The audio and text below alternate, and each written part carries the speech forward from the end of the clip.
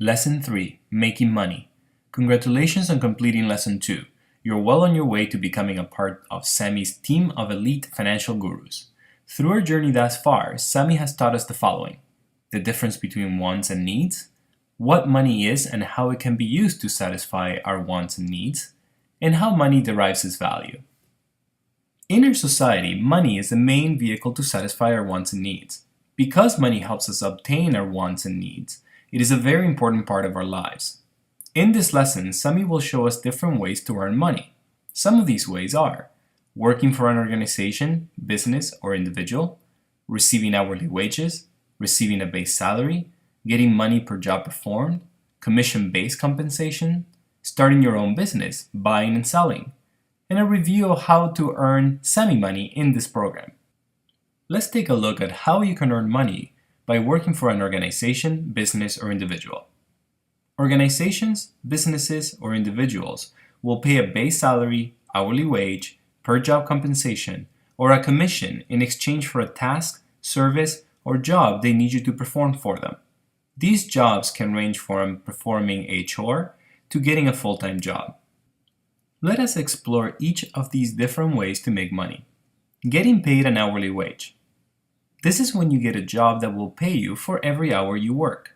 For example, if you get a job that pays you $15 per hour and you work 4 hours, this will entitle you to get $60 for your hours worked. Sammy's tip. Before starting an hourly wage job, ask your employer how many hours you are expected to work per week, how often you will need to work overtime, and what are the company's rules regarding overtime. In addition, you should check the labor laws in the jurisdiction where you work to ensure that the hourly wage offered is at or above the set minimum wage. Moreover, you should educate yourself regarding the overtime rules, such as maximum allowable hours of work per week, as well as the extra pay you're entitled to when you work overtime. Let's now look at receiving a base salary. This is when you agree to perform a job for a predefined amount of money based on a given time period. For example, if your salary is $50 per day, this means that you will earn $50 regardless of how many hours you work in that day. Sammy's tip. You should be aware that most salary-based jobs do not pay overtime. As such, you should ask your employer how many hours you are expected to work per day or per week. After you start your salary-based job, it is very important to keep track of how many hours you are actually working to ensure they're in line with the expectations that you were given. Let's now move on to per job compensation. This is when you agree to perform a task for a predefined amount of money.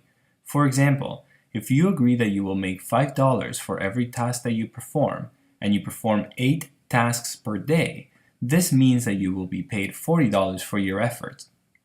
Sammy's tip. When entering into a per job compensation agreement, you should estimate how long each job will take you to complete. If you do not know, you can ask the person or business that is hiring you to give you an estimate.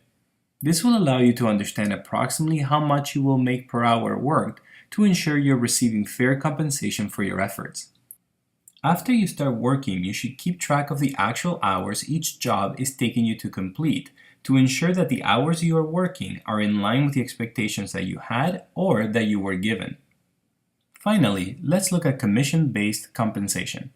Usually, this method is used in jobs where you are expected to sell something and your employer will pay you a percentage of your total sales. For example, if you and your employer agree that you will earn a 3% commission based on your total sales and you sell $1,000, this means you will get a $30 commission. Sammy's tip. Before starting a commission-based job, you should always ask what are the average sales per day, week, or month that you're expected to achieve.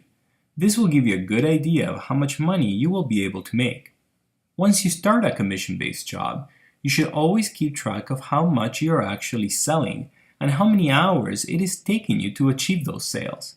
This analysis will show you if the hours you're working and the sales that you're generating are in line with the expectations that you were given. Another way of making money is by starting your own business through buying and selling goods and/or services directly to customers. Having your own business can be exciting, a great learning experience, and a very good way of making money. However, you must realize that it is also very risky. For example, if you're in a business of buying and selling goods, you will want to sell the goods for more than what you bought them for. Assume you buy something for $10 per item. If you cannot sell it for more than $10, you will actually lose money and your business will not be able to survive for long. In addition, you must also take into consideration the costs of operating your business. Some examples of these costs are marketing expenses, equipment, office expenses, and rent, etc.